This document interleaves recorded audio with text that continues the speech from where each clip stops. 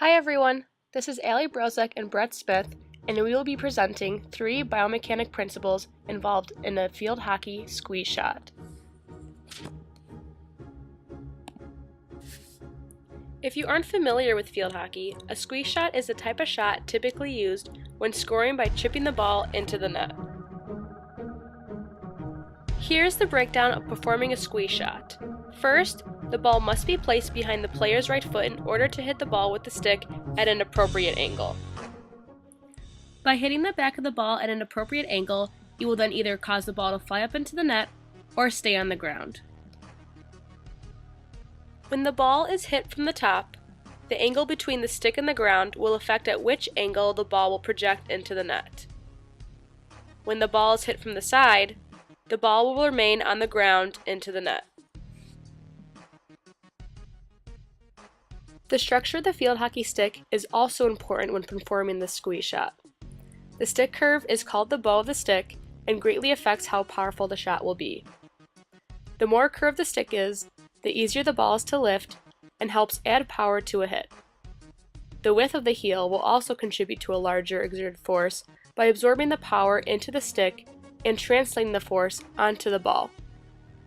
Furthermore, a squeeze shot will be best performed with a larger bow and heel of the neck by exerting more force onto the ball. When shooting on a goalie, there are benefits towards using the squeeze shot. A benefit of using the shot during a game includes causing the ball to project in an unpredicted flight. This increases the likelihood of the goalie not being able to block the shot, resulting in a goal being scored. If the ball was hit straight on the ground, the goalie would easily be able to slide on the ground and block the shot. However, when the ball is projected in an unpredictable path, it is more difficult for the goalie to predict and when and where to stop the ball. Another benefit is the amount of force the player is able to exert on the ball while having a large base of support. With a large base of support, the player will be able to exert a great amount of force onto the ball since the player is more stable and will not fall outside their base of support while striking the ball. If the base of support was small and their legs were together, the player would be unstable, increasing the likelihood of falling outside their base of support and not contacting the ball correctly. For this type of field hockey shot, we will be discussing 3 biomechanic principles. We will first discuss Bernoulli's principle, the Magnus force, and then Newton's third law.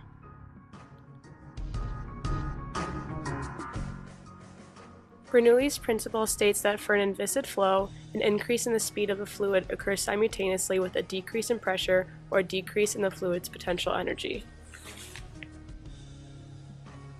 For this type of field hockey shot, understanding Bernoulli's principle helps explain how the ball is lifted into the net. When the field hockey stick hits the ball is lifted off of the ground with a backspin. The backspin causes air to be pushed upward and downward. The air flows with a higher velocity on top of the ball and with a lower velocity underneath the ball. The higher airflow velocity on top causes lower pressure on top of the ball, and the slower airflow velocity underneath the ball causes higher pressure. The difference in the higher pressure underneath the ball causes the ball to lift. The next topic we will discuss is the Magnus force.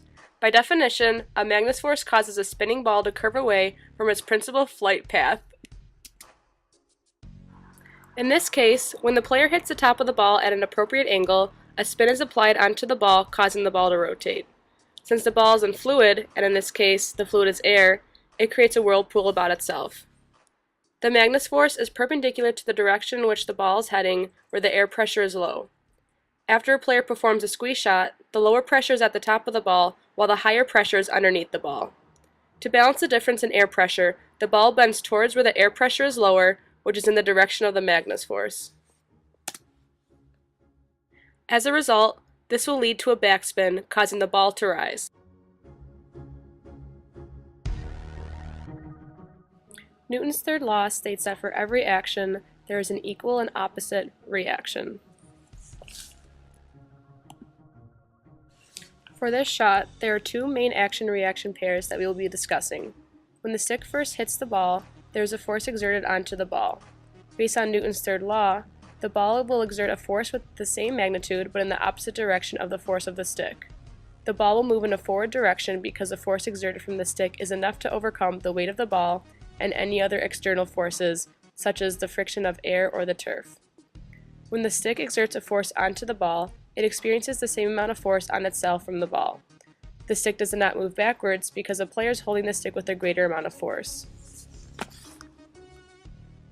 The second action-reaction pair in this shot is between the ball and the airflow. In terms of the ball moving in a vertical direction, the air is deflected to one side, and the ball reacts to moving in the opposite direction. When the ball reaches its peak vertical position, the ball will descend and cause the air to be deflected downward, with the airflow pushing up against the ball with the same amount of force. However, the ball is going to continue to descend because of the force of gravity and the mass of the ball are greater than the force of the air resistance. The three principles we discussed were Bernoulli's principle, the Magnus force, and Newton's third law. A combination of all these principles contribute to lifting the ball up into the air with a backspin and with an equal amount of force the player exerts onto the ball. It is important to understand these principles when performing the shot in order to have an accurate and controlled hit onto the ball. These principles can also be applied to other sports such as golf, soccer, polo, and tennis. We hope you enjoyed our video and will be able to apply these principles when attempting your first squeeze shot.